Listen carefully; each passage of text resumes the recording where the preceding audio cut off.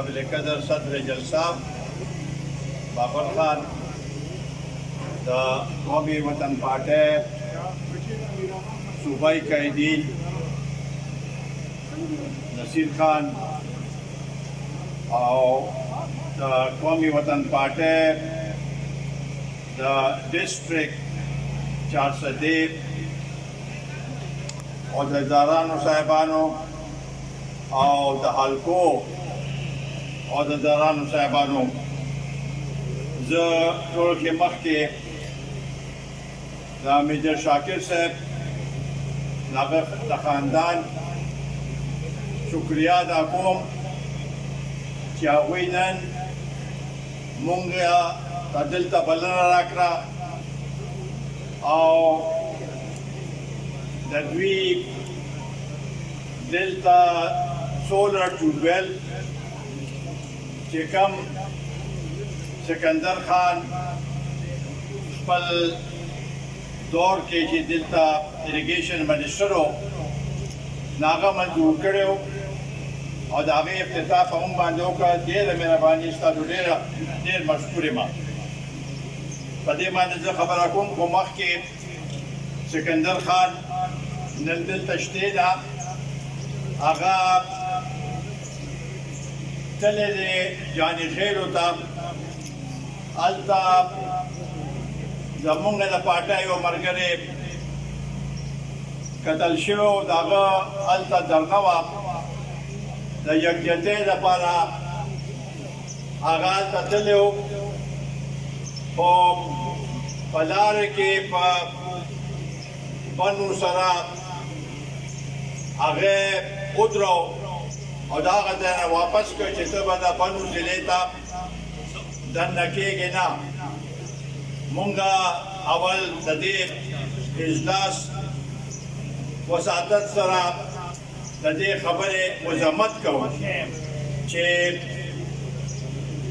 هغه او د هغه سره چې کوم ملګري تلو ډیلیګیشن پوره هغوی د جاني خیلو هغه غمزدو سره اظهار یکجهتۍ لپاره تللي او هغوی یې په دې وجه هغه که رکو کړل چې یاره حالات مونږ ته خرابېږي. مونږ خو د ټرایبل ډسټرکټ چې کوم وو د هغې ضم کېدو د دې دپاره ضم کېدو خبره کړې وه چې هلته به حالات ښه شي، هلته به امن و امان شي، هلته به ترقي شي، هلته به خوشحالي راشي او د پښتنو یو اواز به مضبوط شي. خو ډېر افسوس سره هلته اوس مزید حالات خرابېږي. دا په لومړي ځل باندې نه دی، دې نه مخکې شپږ هلته پارټیز ملو شوي وو، چا قتل شوي وو او د هغې باندې هم دوی درنه کړې وه. هغې درنې کې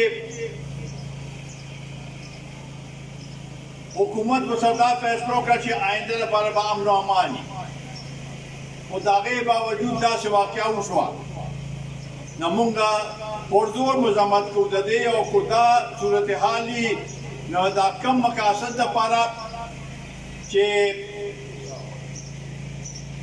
د فاټا انضمام شوی و هغه مقاصد به فیل شي.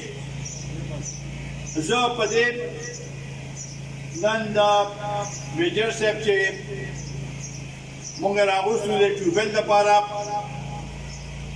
په دې د هغوی شکریا ادا کوم. ورسره دا زه تاسو ته او دې خلکو ته د دې میرې خلکو ته د دې چارسدې ضلعې خلکو ته دا ښودل غواړو چې هغه لږ وخت کې یو څو میاشتې ټایم و په هغې کې صرف اریګیشن په مد کې چې کم کارونه شوي دي هغه مثالي دي. خو دا د اریګیشن دا ټیوبویل د سولر زمیندارو ته لګېدلي دي تقریبا 14 شپاړس اتلس په دې هغې کې علاقې او کې لګېدلې دي. ورسره د 3 اربو روپو نه زیات په دې 15 میاشتو کې په اریګیشن مات کې په دې ضلع چارسدہ کې لګېدلې دي.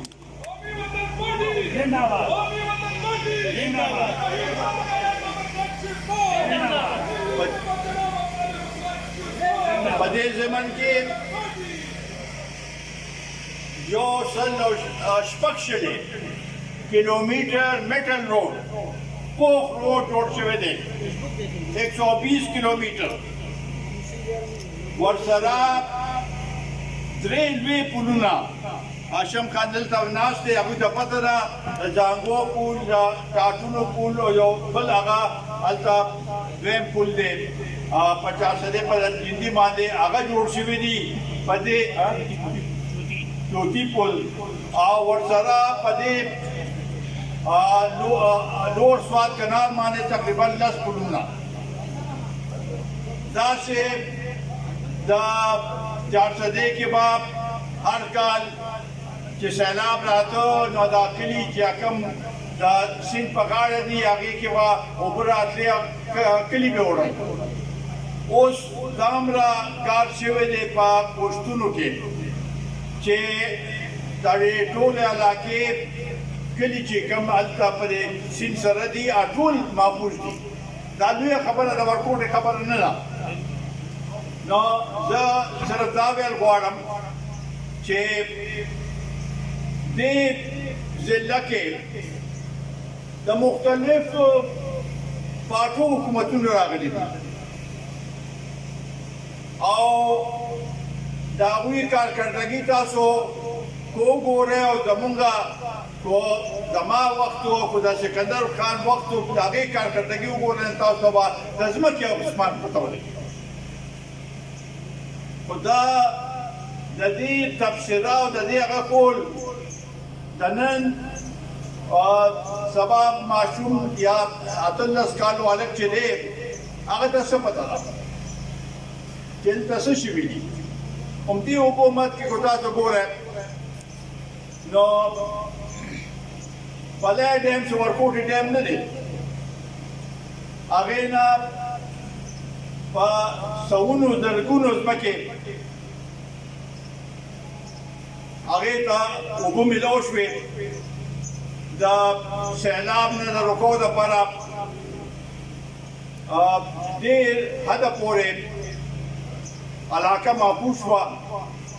دا هم د دې علاقې د بهترۍ لپاره فلاح و بهبود دپاره شوي دي.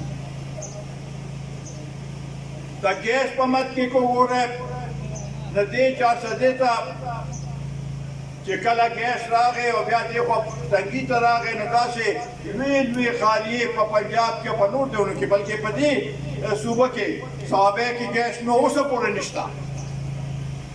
خو دلته خلکو ته دا سهولت ملو شوی دی په ګیس کې دلته هم په شبقدر کې دوه کې هر ځای کې دغسې د بجلی په مد کې دومره کارونه شوي دي چې د هغې څه حساب نشته. دا د دې لږ وخت زمونږه کارکردګي زه ته ښیم. ډېر زمونږ ملګري د چارسدې نه هم راغله نور ځایونه د کړېور د ټیکنیکل کالج چې دی دا نن په دې صوبه کې ټاپ کالج دی. د دې نه چې کوم خلک تعلیم حاصل کړي ورشي او هغه نن سبا ټولو کې ټاپ کالج په دې صوبه کې چې دی دا د کړېور دا کالج دی او دا ستاسو لپاره دلته هغه شوي داسې کالجونه اوس هم لګیا دي په هغې باندې کار شروع دی په کالجونو باندې. دا دې څوک دا نه ګڼي چې دا بل چا کړی دا قومي وطن پارټي او ستاسو قیادت او ستاسو هغې ورونو دا کار کړی دی او ستاسو لپاره سهولت هغه کړی دی. د دې باندې غور کول پکار دي. زه نن دا یو څو مسلې زموږ ته درپیش دي په دې باندې خبره کول غواړم. لومړنۍ دا چونکې د اوبو خبره دلته د اکتوبر هغه مو شو سند صوبه نن سبا هغوی دا خبره اوچته کړې ده چې موږ ته اوبه نه ملاوېږي. مرکز باندې او پنجاب باندې هغوی الزام لګوي،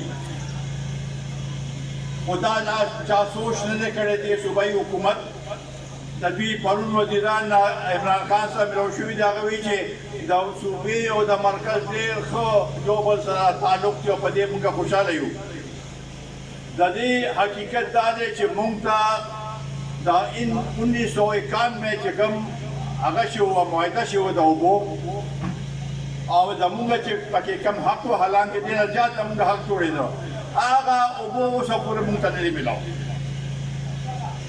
هغه اوبه که میلاو شي نو زمونږ دا ځمکې به نور هم سریاب شي، نور به دلته فصل او دانې به زیات هغې سره مقدار سره کېږي. خو زمونږ اوبو نورو صوبو استعمال کړي او مونږ ته د هغې څه معاوضه هم نه ده ملو شوې.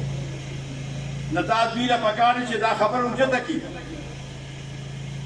همدې حکومت سره مرکزي حکومت سره چې بھائی مونږ سره څه کوئ، زمونږ چې اوبه مونږ ته نه میلاوېږي، مونږ خپل اوبه پکار دی او د هغې لپاره سیسټم پکار دی. پرون عمران خان دوه خبرې ډېر هغه وکړې. یو وی چې افغانستان صورتحال خو ډېر خراب شو، خو دا هلته امن رانغی نو دا دلته به زمونږ حالات هم خراب شي او دلته به نور مهاجر راشي او خانه جنګي به شروع شي. زه خو په دې حیران یم چې دا خبره خو موږ ډېر وخت نه کوو چې حالات خراب دي افغانستان کې، خو غالبا عمران خان چا دې نه خبر کړی نه دی، نو هغه دا کوشش کړی دی دا نورو خلکو دې هغه په دې کې هغه کوو، خو دا دې باندې چا خبر نه دی کړی. لہذا حالات په افغانستان کې کو د امریکې فوج ووتو دا معاهده نه شوې نو دې هلته خانه جنګي به شروع کېږي، د هغې اثراتو په موږ باندې پوهېږي. دې کې پاکستان هیڅ څه نه ده اخیستې، هیڅ کار یې نه دی کړی په دغه لحاظ سره. نو موږ دا غواړو چې بھئی افغانستان یو آزاد خود مختار ملک دی او هغوی سره یو برابرۍ په بنیاد باندې تعلق پکار دی او دې هغې کې کومک پکار دی چې اوس هم څه نه څه طریقه جوړ شي. امریکا هم په دې قایله کي چې داسې حالات جوړ شي چې امن راشي او خلک هلته هم امن راشي او دلته هم امن راشي. دې سره پرون هغه په اپوزیشن پارټو باندې الزام لګولی دی چې دا اپوزیشن پارټۍ د فوج په ذریعه زما د حکومت تخته الټوي، چې فوج په حمایت سره زمونږ د حکومت ختمول غواړي. دا خو څه عجیبه خبره ده. مونږ کو پی ډي ایم دی، د پی ډي ایم پارټۍ دی، اپوزیشن پارټۍ دی، مونږ کو میدان ته روت یو نو د عوامو لپاره روت یو، د عوامو د مشکلاتو لپاره روت یو، دې ملک چې کومه ګراني او بېروزګاري ده دې لپاره روت یو، دا کم بدامني ده دې لپاره روت یو او د هغې لپاره مونږ تګ و دا کوو. زمونږ مقصد دا دی خو عمران خان هم دغسې دا 3 کاله خو ډېر که خو داسې هغه پاتې نو دا ملک پر نور تبعی طرف ته لاړ شي. خو دې چې کومه خبره کوي نو دې خو دې څه عادت دی، خو د ستاسو خیال وي چې دې په اپوزیشن کې و په کنټینر ولاړو نو ته خو به روزانه وې چې آج امپایر کی انگلی اٹھنے والی ہے، آج امپایر کی انگلی والی ہے. دا چا ته اشاره کوله؟ دا خو ته غوښته چې د فوج دې راشي او د نواز شریف هغه وخت حکومت چې هغه دې ختم کړي، جمهوري حکومت دې ختم کړي. نن دې وایي چې اپوزیشن دا غواړي دا بالکل بے بنیاد خبره ده او مسکاخیز خبره ده. داسې کېدی نه شي. مونږ خپل حقوق دپاره جدوجہد کوو. دا زمونږ شروع نه مو وکړو چې دا الیکشن چې دی دا تېر الیکشن دا د دانګلې پیداوارو دا سلیکټډ حکومت دی او چې چا پیروز دی هغوی دی په دې باندې سوچ وکړي چې دا آیا عمران خان راوستل صحیح دانشمندانه فیصله وه. دا بالکل دانشمندانه فیصله نه وه. دا ملک یې په تباهۍ طرف ته بوته. دی اوس وایي چې زمونږ د اقتصادي نمبر چې دي هغه وروسته رضخه کېږي او دا چل دی او هغه چل دی او موږ په صحیح هغې باندې روان وایي چې په صحیح هغې کې سم کې روان وو 15 کاله نور راکړې نه هر څه به ټیکېږي. ته راشه او د دې غریبانو نه تپوس وکړه. دلته خو دا هم پته نشته چې دا د سبزي څه قیمت دی، د غوښې څه قیمت دی، د الو څه قیمت دی، د ټماټر څه قیمت دی، د چینو څه قیمت دی، د غوړو څه قیمت دی، د غوړو څه قیمت دی. دې نه خلک بیزاره دي او د هغې دپاره مونږ به همدغسې شانه بشانه دې قوم سره ولاړ یو. انشاءالله تعالی دوی به میدان ته روباسو او داسې یو سیلاب به راولو چې دا دی به په خپله مجبوره شي چې دا اسمبلي به په خپله ختموي او دې ملک کې به دوباره الیکشن کېږي.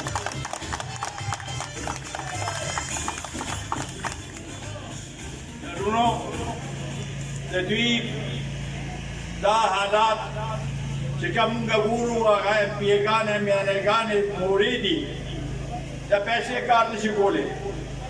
نن بیا اوس دا بجلی مسله شروع شوه چې لږ بیا هغه راغله ګرمي راغله بجلی مسله شروع شوه او دا به داسې چلیږي حالانکې بجلي شته. دوی نه راکول غواړي او خاص کر دې صوبې سره مونږ سره جاتې کړي.